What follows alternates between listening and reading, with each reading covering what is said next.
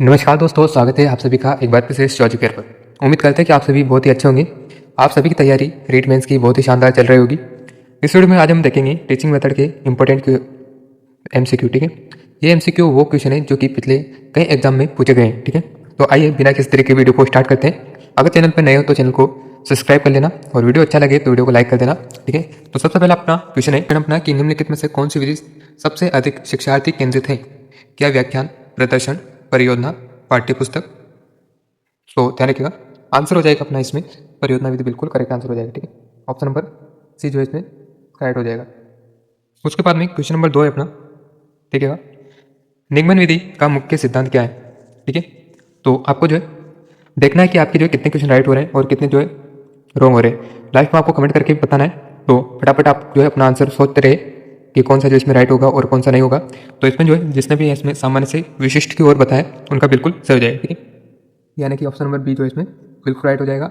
जो निगमन विधि इसमें सामान्य से जो है विशिष्ट की ओर अध्ययन करवाया जाता है, ये आपको याद रखना है। ठीक है, उसके बाद में अगला क्वेश्चन नंबर 3 है, आगमन विधि में शिक्षण किस ओर अग्रसर होता है? ठीक है, यानी कि अगले वाले क्वेश्चन में क्या पूछा था, निगमन विधि के बारे में पूछा गया और इस क्वेश्चन में जो है आगमन विधि के बारे में पूछा है। तो ध्यान रखिएगा, आगमन में जो है उदाहरण से नियम की ओर शिक्षण करवाया जाता है। ठीक है, इसमें पहले उदाहरण देंगे तो उदाहरण के बाद में जो है नियम बच्चे को सिखाएंगे। इस प्रकार से इसमें अध्ययन करवाया जाता है। उसके बाद में क्वेश्चन नंबर 4 देखते हैं। देखिएगा कि करके सीखना यानी कि लर्निंग बाय डूइंग किस विधि का प्रमुख सिद्धांत है?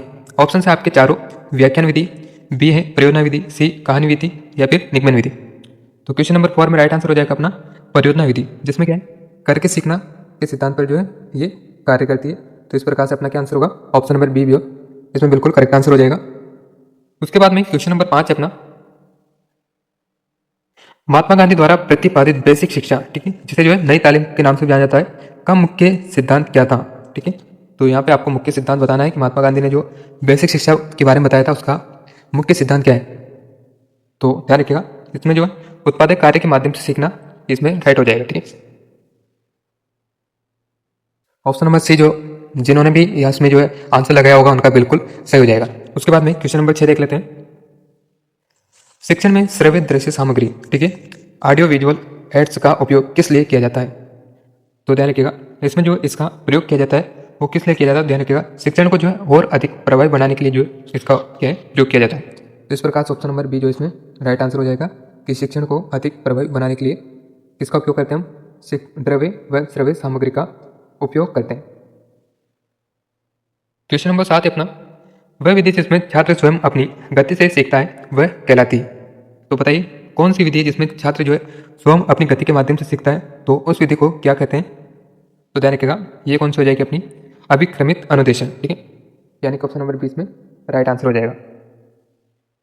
उसके बाद में अगला क्वेश्चन नंबर 8 देखते हैं। ब्लूम के वर्गीकरण यानी कि जिसे ब्लूम टेक्सोनॉमी के नाम से जाना जाता है के अनुसार ज्ञानात्मक पक्ष का उच्चतम स्तर क्या है? ठीक है, तो बताइए ब्लूम के अनुसार जो है क्या पूछा गया है कि ज्ञानात्मक पक्ष का उच्चतर स्तर क्या है? क्या ज्ञान, समझ, विश्लेषण या फिर मूल्यांकन? तो क्वेश्चन नंबर 8 में जिन भी दोस्तों ने इसमें ऑप्शन नंबर डी को लगाया होगा उनका बिल्कुल सही हो जाएगा। ठीक है, मूल्यांकन जो इसमें राइट आंसर हो जाएगा, ऑप्शन नंबर डी अपना राइट आंसर होगा। उसके बाद में क्वेश्चन नंबर 9 है, समस्या समाधान विधि, ठीक है, प्रॉब्लम सॉल्यूशन मेथड में पहला चरण क्या है? क्या परिकल्पना का निर्माण, समस्या की पहचान, डेटा संग्रह या फिर निष्कर्ष निकालना? तो क्वेश्चन नंबर 9 में राइट आंसर क्या होगा अपना कि समस्या की पहचान करना। ठीक है, तो ये इसमें बिल्कुल सही आंसर हो जाएगा कि समस्या समाधान विधि में पहला चरण क्या होगा कि आप समस्या की पहचान करोगे, उसके बारे में जो उसके बाद जो है अगले चरण में आप कि उसका सॉल्यूशन वगैरह जो है अगले चरण में देखा जाएगा। सबसे पहले हम क्या करेंगे, उस समस्या की जो है जांच पड़ताल करेंगे और उसकी पहचान करेंगे। तो इसमें ऑप्शन नंबर बी जो है बिल्कुल राइट आंसर हो जाएगा। उसके बाद में क्वेश्चन नंबर 10 है, शिक्षण की सबसे पुरानी और पारंपरिक विधि कौन सी है? ऑप्शन से खोज विधि, व्याख्यान विधि, भूमिका निर्माण, ठीक है, या फिर परियोजना विधि। तो सबसे क्या पूछा जाएगी, शिक्षण विधि पूछी गई जो कि सबसे क्या है पुरानी होनी चाहिए और प्रारंभिक जो कि बहुत वर्षों से चली आ रही है उसको क्या बोलते हैं, पारंपरिक बोला जाता है। तो क्वेश्चन नंबर 10 में सही आंसर क्या होगा अपना, ऑप्शन नंबर बी। ठीक है, व्याख्यान विधि जो है इसमें राइट आंसर हो जाएगा अपना।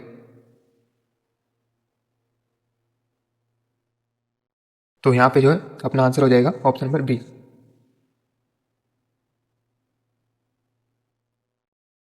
क्वेश्चन नंबर 11 है, कौन सा शिक्षण उपागम शिक्षक केंद्रित है? ठीक है, क्या पूछा गया है? शिक्षक केंद्रित बताना है अपने को। तो बताइए क्या संरचनावादी उपागम, व्यवहारवादी, मानवीय उपागम या फिर उपदेशात्मक शिक्षण। तो इसका जो है आप आंसर निकाल सकते हो। अगर आप इसको सही से अच्छे से ढंग से पढ़ोगे और समझोगे तो इसका आंसर जो है आप बिल्कुल बता पाओगे। ठीक है, तो क्वेश्चन नंबर 11 में जिसने भी ऑप्शन नंबर डी बताया, ठीक है, यानी कि जो उपदेशात्मक शिक्षण होता है वो किसके द्वारा करवाया जाता है? बेसिक सी बात है कि ये जो है शिक्षक के द्वारा ही करवाया जाता है। ठीक है, शिक्षक जो है बच्चों को उपदेश के माध्यम से कुछ भी कार्य या फिर कुछ भी चीज़ें को सिखा सकता है। तो इस प्रकार से उपदेशात्मक शिक्षण इसका राइट आंसर होगा। क्वेश्चन नंबर 11 है, सॉरी क्वेश्चन नंबर 12, सूक्ष्म शिक्षण जिसे माइक्रो टीचिंग कहा जाता है का उद्देश्य क्या है? तो बताइए सूक्ष्म शिक्षण का क्या उद्देश्य है? क्या कक्षा का आकार छोटा करना, शिक्षकों के कौशल में सुधार करना, छात्रों की संख्या कम करना, स्कूलों की संख्या बढ़ाना? तो ध्यान रखिएगा इसका जो मुख्य उद्देश्य होता है वो क्या होता है कि शिक्षकों के कौशल में सुधार करना। ठीक है, ऑप्शन नंबर 20 में राइट आंसर हो जाएगा सूक्ष्म शिक्षण। ध्यान रखिएगा माइक्रो टीचिंग इसे बोला जाता है और इसका मुख्य उद्देश्य होता है कि शिक्षकों के कौशल में सुधार करना। ठीक है, अगला क्वेश्चन है कि मूल्यांकन का मुख्य उद्देश्य क्या है? तो बताइए मूल्यांकन का जो है मुख्य उद्देश्य क्या है? क्या केवल परीक्षा आयोजित करना, छात्रों की कमियों को उजागर करना, सीखने में सुधार के लिए प्रतिक्रिया प्रदान करना या फिर छात्रों को ग्रेड देना? तो इसका मुख्य कार्य क्या हो जाएगा कि सीखने के लिए प्रतिक्रिया प्रदान करना। ठीक है, ऑप्शन नंबर सी इसमें राइट हो जाएगा। क्वेश्चन नंबर 14 है कि सतत और व्यापक मूल्यांकन, ठीक है, जिसे शॉर्ट में CCE बोला जाता है, में व्यापक शब्द का अर्थ बताइए। ठीक है, व्यापक का क्या अर्थ होता है? क्या शैक्षिक पहलुओं का मूल्यांकन करना, शैक्षिक पहलुओं का मूल्यांकन, शैक्षिक और शैक्षिक दोनों पहलुओं का मूल्यांकन या फिर खेलकूद का मूल्यांकन करना? तो क्वेश्चन नंबर 14 में अपना सही आंसर क्या होगा? Option number C. ठीक है, यानी कि व्यापक का अर्थ तो इसमें हो जाएगा शैक्षिक व शैक्षिक दोनों पहलुओं का क्या करना, मूल्यांकन करना। इसमें बिल्कुल करेक्ट होगा। अगला क्वेश्चन है कि डाल्टन परियोजना किसने शुरू की? क्या हेलन, पारकस्ट, जॉन डीवी, फ्रोबेल या फिर मोंटेसरी?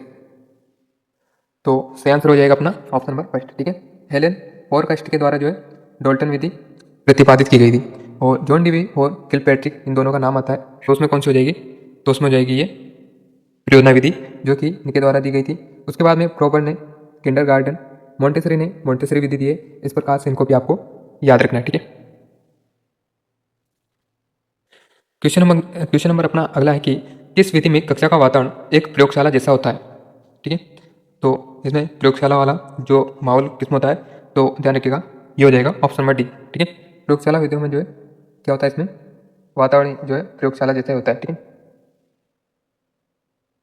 मोंटेसरी विधि के प्रतिपादक कौन थे? ठीक है, तो ध्यान रखिएगा इसमें जो है मोंटेसरी नाम से पता चल जाएगा कि मारिया मोंटेसरी ने ये विधि दी थी। उसके बाद में क्वेश्चन नंबर 18 अपना खोज विधि का मुख्य जोर किस पर है? ठीक है, क्या निष्क्रिय सुनने पर, रटने पर, स्वयं खोजने पर या फिर समूह कार्य पर? तो खोज विधि का जो मूल मूल जो उद्देश्य होता है वो क्या होता है कि स्वयं खोज करने पर। ठीक है, इसमें जो छात्र स्वयं प्रतिक्रिया करके प्रश्न का उत्तर खोजने की कोशिश करते हैं। तो इस प्रकार से जो है क्या आंसर होगा इसमें? सी वाला बिल्कुल करेक्ट आंसर हो जाएगा कि स्वयं खोज करने पर जो है ये जोर देती है। इस प्रकार आपको याद रखना है। क्वेश्चन नंबर 19 है कि किस शिक्षण विधि में शिक्षक जो एक सूत्रधार की भूमिका निभाता है? ठीक है, क्या क्वेश्चन पूछा गया कि किस शिक्षण विधि में शिक्षक एक सूत्रधार, ठीक है, फैसिलिटेटर की जो है भूमिका निभाता है? क्या बाल केंद्रित विधि में, शिक्षक केंद्रित या फिर निरंकुश या फिर उपदेशात्मक विधि में? तो क्वेश्चन नंबर 19 में जिन भी दोस्तों ने ऑप्शन नंबर ए जिन्होंने भी लगाया यहाँ पे बिल्कुल सही हो जाएगा उनका। ठीक है, यानी कि बाल केंद्रित विधि में जो है शिक्षक की किसकी भूमिका निभाता है? तो ध्यान रखिएगा सूत्रधार, जिसे इंग्लिश में फैसिलिटेटर बोला जाता है। ठीक है, तो क्या आंसर हो जाएगा 19 का? ऑप्शन नंबर ए जो है इसमें बिल्कुल सही हो जाएगा। अगला क्वेश्चन नंबर 20 है कि शिक्षण सहायक सामग्री, ठीक है, टीचिंग एड्स का उपयोग किस सिद्धांत पर आधारित है? क्या केवल सुनना, केवल देखना, बहुसंवेदी अधिगम या फिर केवल पढ़ना? तो चलिए बताइए इसका क्या आंसर होगा। तो क्वेश्चन नंबर 20 में सभी साथियों का बिल्कुल सही हो जाएगा कि बहुसंवेदी अधिगम इसमें राइट हो जाएगा।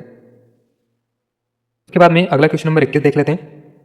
प्रायोजना विधि, प्रोजेक्ट मेथड, ठीक है, इंग्लिश में प्रोजेक्ट मेथड बोला जाता है, कितने चरण होते हैं? ठीक है, परियोजना विधि में जो है कितने चरण होते हैं? क्या 2, 4, 6 या फिर 8? तो ध्यान रखिएगा इसमें जो चरण की बात की गई है तो ध्यान रखिएगा कितने होते हैं? 6 चरण होते हैं। ये आपको ध्यान रखना है, 6 चरण होता है। ठीक है, और ये भी आपको ध्यान रखना है, ये विधि किसके द्वारा दी गई थी? किलपैट्रिक और जॉन डिवी, इन दोनों का जो इसमें नाम याद रखना आपको। क्वेश्चन नंबर 22 है कि शिक्षण की किस विधि को सुकराती विधि, ठीक है, सुकराती विधि भी कहा जाता है। क्या प्रश्नोत्तर विधि को, कहानी कथन को, व्याख्यान विधि को, या फिर प्रदर्शन विधि? तो 22 में करेक्ट आंसर हो जाएगा अपना ऑप्शन नंबर फर्स्ट, ठीक है, यानी कि प्रश्नोत्तर विधि, ठीक है, जिसे क्या कहते हैं? सुकरात विधि के नाम से जाना जाता है, क्योंकि ये विधि जो है कितने दी थी? सुकरात मौर्य के द्वारा दी गई थी, सुकरात के द्वारा ही जो है प्रतिपादित की गई थी, इसलिए जो है इसे सुकराती विधि या फिर प्रश्नोत्तर विधि भी कहते हैं। क्वेश्चन नंबर 23 है कि छात्रों के पूर्व ज्ञान का पता लगाने के लिए किस कौशल का प्रयोग किया जाता है, ठीक है, तो ध्यान रखिएगा इसमें जो प्रस्तावना कौशल का, ठीक है, प्रस्तावना कौशल का जो है प्रयोग किया जाता है, ये आपको याद रखना है। 24 नंबर का अपना क्वेश्चन है कि निम्नलिखित में से कौन सा शिक्षण सूत्र मूर्त से अमूर्त की ओर जाता है, ठीक है, तो बताइए कौन सी विधि में जो है शिक्षण मूर्त से अमूर्त की ओर करवाया जाता है? क्या आगमन में, निगमन, विश्लेषण या फिर संश्लेषण? तो 24 में अपना सही आंसर हो जाएगा ऑप्शन नंबर फर्स्ट, ठीक है, आगमन विधि में जो है इसमें क्या है, उदाहरण से जो है नियम की ओर शिक्षण करवाया जाता है, ठीक है, तो ये आपको ध्यान रखना है, उदाहरण से नियम की ओर। क्वेश्चन नंबर 25 है, देखिएगा, किस विधि में शिक्षक और छात्र दोनों सक्रिय रूप में भाग लेते हैं, ठीक है, क्या व्याख्यान, चर्चा, प्रदर्शन विधि या फिर सभी? तो ध्यान रखिएगा 25 में अपना राइट आंसर क्या हो जाएगा? चर्चा विधि, ठीक है, इसमें जो है शिक्षक और छात्र के मध्य जो चर्चा होती है, तो इसमें जो है दोनों क्या है, सक्रिय रूप से भाग लेते हैं, ठीक है, कौन सी हो जाएगी? जबकि इसमें व्याख्यान में जो है ओनली शिक्षक जो है भाषण के रूप में जो है शिक्षण करवाता है, तो इसमें जो है शिक्षक तो ज़्यादा जो है ज़्यादा मात्रा में जो सक्रिय होता है, लेकिन स्टूडेंट जो है इतने मुख्य रूप में सक्रिय नहीं होते हैं, ठीक है, तो ये आपको याद रखना है, तो इसमें जो कौन सा होगा? चर्चा विधि, ठीक है।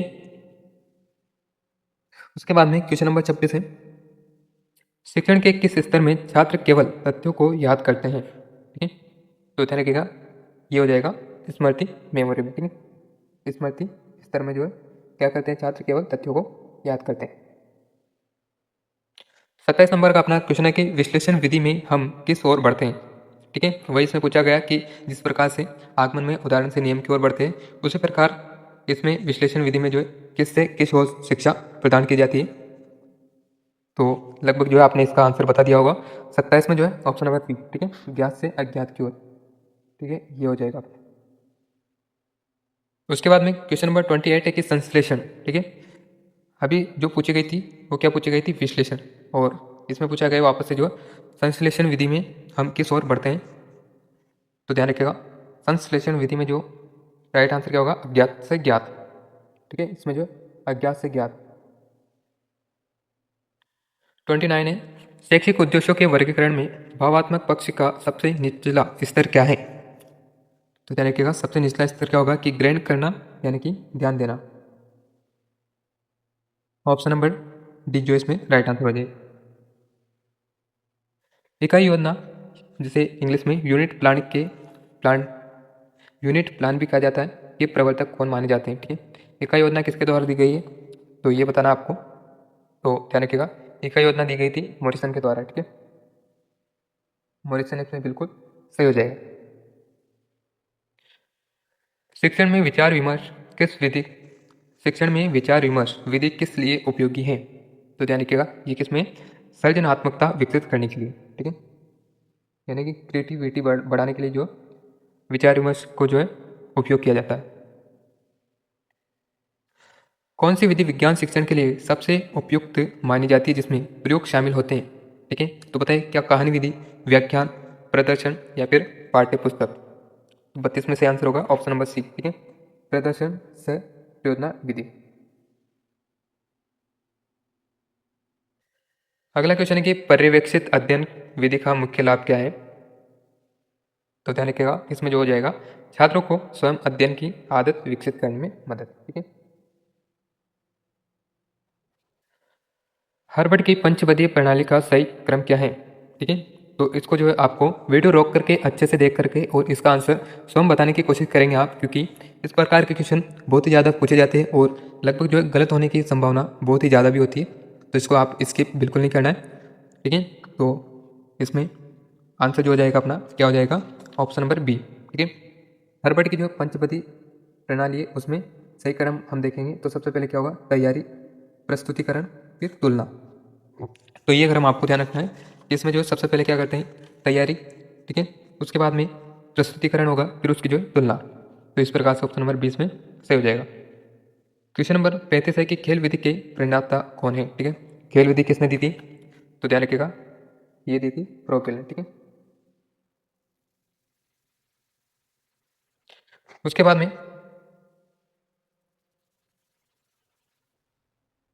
ध्यान रखिएगा इसमें खेल विधि में जो है एक कोल्डवेल कुक का नाम भी आता है, जो कि इसमें दिया नहीं गया है, इसलिए हम क्या है प्रोपेल को मानेंगे, ठीक है। क्योंकि प्रोपेल ने जो विधि दी थी वो किससे संबंधित है, वो बच्चों को सिखाने से संबंधित है, और इसमें जो है कौन सा हो जाएगा, प्रोपेल ही अपना सही आंसर होगा।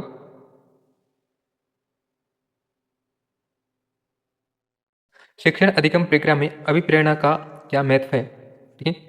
तो बताइए अभिप्रेरणा का मुख्य जो है क्या महत्व है, तो राइट आंसर हो जाएगा कि ये जो है अधिगम के प्रति रुचि और उत्सुकता पैदा करता है, ठीक है।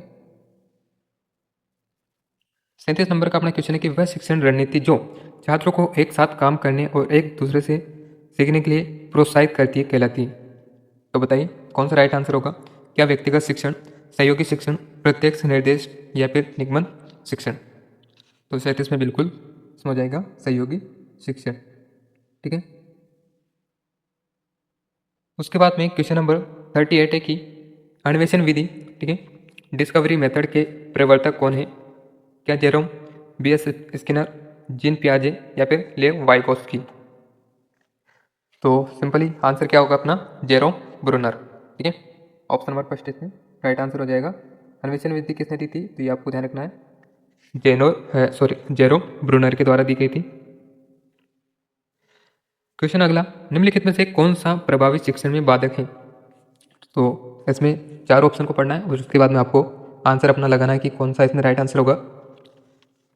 तो ध्यान रखिएगा इसमें क्या होगा कि शिक्षक द्वारा कठोर अनुशासन बनाए रखना, ये बात बिल्कुल गलत है, शिक्षक को ऐसा बिल्कुल भी नहीं करना चाहिए, ठीक है। तो ये क्या इसमें बाधक के रूप में जो है कार्य करता है, तो बाकी इसमें क्या है, ये गलत है, ठीक है।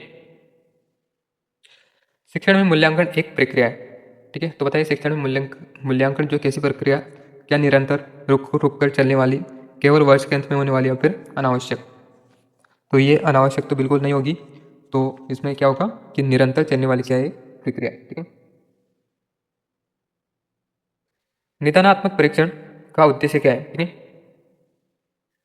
तो ध्यान रखिएगा निदानात्मक परीक्षण का जो उद्देश्य होगा वो क्या होगा कि छात्रों को सीखने की कठिनाइयों का, सीखने में जो कठिनाई आती है उनका कारणों का पता लगाना, ठीक है। छात्रों के सीखने की कठिनाइयों के कारणों का पता लगाना क्या है, निदानात्मक होगा। और निदानात्मक के बाद में जो क्या है उपचारात्मक किया जाता है, ठीक है। उपचारात्मक शिक्षण, ठीक है, रेमेडियल टीचिंग किसके बाद दिया जाता है, ठीक है। तो ये अभी हमने देख चुके हैं, हमने पहले देखा था कि निदानात्मक, ठीक है। तो ध्यान रखिएगा निदानात्मक में जो है इसमें जो समस्या के कारणों का पता लगाया जाता है कि बालक किस कारण से जो है सीख नहीं पा रहा है, ठीक है। जब कारणों का पता लगा लेते हैं तो उसके बाद में जो उपचारात्मक शिक्षण दिया जाता है, ठीक है। इसमें जो है ये बिल्कुल करेक्ट आंसर हो जाएगा 42 में बी। उसके बाद में 43 में पूछा गया कि निम्नलिखित में से कौन सी विधि श्रव्य सामग्री है। तो सिंपली ये तो बता देंगे कि इसमें जो है कौन सी हो जाएगी, रेडियो। बाकी ये भी क्या है दृश्य, ये भी दृश्य में आएगी, ये भी, ये सभी क्या है दृश्य में, और रेडियो क्या है श्रव्य में हो जाएगा, ठीक है। 44 नंबर का क्वेश्चन है कि जिस विधि में छात्र मुख्य दर्शक बने रहते हैं और शिक्षक सक्रिय रहते हैं वह है, ठीक है। तो इस विधि का जिक्र मैं पहले ही कर चुका हूँ कि इसमें जो है ओनली शिक्षक की जो है भाषण के तौर पर जो है शिक्षण कार्य करवाता है। तो इसमें शिक्षक की भूमिका तो अधिक होती है, क्योंकि जो शिक्षक होता है वह तो जागता हुआ रहता है, लेकिन जो बच्चे हैं उनको नींद आने लगती है इस प्रकार से जो है शिक्षण देने पर, ठीक है। तो 44 में क्या होगा, ऑप्शन नंबर सी व्याख्यान विधि बिल्कुल करेक्ट हो जाएगी। रोल प्लेइंग यानी कि भूमिका निर्वाह विधि किसके लिए सबसे अच्छी है, ठीक है। तो बताइए क्वेश्चन अच्छा है, तो ऑप्शन नंबर सी इसमें बिल्कुल करेक्ट आंसर हो जाएगा, ठीक है। यानी कि सामाजिक कौशल और सहानुभूति विकसित करने के लिए, ठीक है। उसके बाद में 46 नंबर का क्वेश्चन है कि प्रोजेक्ट विधि किस शैक्षिक दर्शन पर आधारित है। तो ये किस पर हो जाएगी, प्रयोजनवाद पर। क्वेश्चन नंबर 47 है समूह शिक्षण ग्रुप, ठीक है, समूह शिक्षण जैसे ग्रुप टीचिंग या फिर टीम टीचिंग में शिक्षकों की भूमिका होती है। तो बताइए क्या एक शिक्षक ही पढ़ाता है, दो या दो से अधिक शिक्षक मिलकर पढ़ाते हैं, छात्र एक दूसरे को पढ़ाते हैं या फिर शिक्षक अनुपस्थित रहता है। तो 47 में आंसर क्या होगा अपना ऑप्शन नंबर बी, ठीक है। यानी कि समूह शिक्षण में क्या होता है कि शिक्षक यानी कि दो या दो से अधिक शिक्षक साथ मिलकर पढ़ाते हैं, ठीक है। 48 नंबर का अपना क्वेश्चन है कि शिक्षण के दौरान प्रश्नोत्तर विधि का उपयोग किस उद्देश्य के लिए किया जाता है। तो ध्यान रखिएगा क्वेश्चन नंबर 48 में सही आंसर क्या होगा अपना ऑप्शन नंबर बी, ठीक है। तो इसमें ध्यान रखिएगा यानी कि छात्रों का ध्यान केंद्रित करने के लिए और अधिगम की जांच करने के लिए, ठीक है। मस्तिष्क उद्वेलन तकनीकी किसके द्वारा विकसित की गई थी? क्या जॉन डीवी, ऑसबॉर्न, पावलोव या फिर स्किनर? तो ध्यान रखिएगा बहुत ही अच्छा क्वेश्चन है ये भी। तो इसमें क्या आंसर होगा ऑप्शन नंबर बी, ठीक है। मस्तिष्क उद्वेलन जो तकनीकी विकसित की गई थी वो किसके द्वारा? ऑसबॉर्न के द्वारा, ठीक है। उसके बाद में 15 नंबर का अपना आज का लास्ट क्वेश्चन है किस विधि को शिक्षण का राजमार्ग कहा जाता है, ठीक है। तो बताइए किस विधि को शिक्षण का राजमार्ग कहा जाता है? क्या पाठ्य पुस्तक शिक्षण, मूल्यांकन या फिर बताइए ऑप्शन नंबर। तो यहाँ पे बोल जिन भी साथियों ने ऑप्शन नंबर सी बताया उनका बिल्कुल सही हो जाएगा, ठीक है, यानी कि मूल्यांकन। तो ये थे अपने टोटल जो है 50 क्वेश्चन और 50 में से आपके जो है कितने राइट हुए वो भी आपको कमेंट करके ज़रूर बताना है। और उम्मीद करते हैं कि वीडियो आपको पसंद आया होगा। वीडियो अच्छा लगा तो वीडियो को लाइक कर देना, क्योंकि वीडियो में जितना हो सके उतना जो आपको क्वेश्चन करवाने के ऊपर ही जो है फोकस किया गया है। इधर उधर की बातें बिल्कुल न के बराबर की गई है। और अगर आपका कोई सुझाव सजेशन हो तो आप बिल्कुल बताइएगा, उसको जो है हम बिल्कुल करने की कोशिश करेंगे। और आपको किस भी टॉपिक पर अगर आपको अभ्यास के तौर पर जो है पीवाईक्यू वगैरह चाहिए तो आप वो भी कमेंट करके बता सकते हैं। बाकी मिलते हैं नए वीडियो के साथ में, और अगर इसी प्रकार की और भी वीडियो चाहिए तो आप जो है कमेंट करके ज़रूर बताइएगा। चलिए, जय हिंद, जय भारत।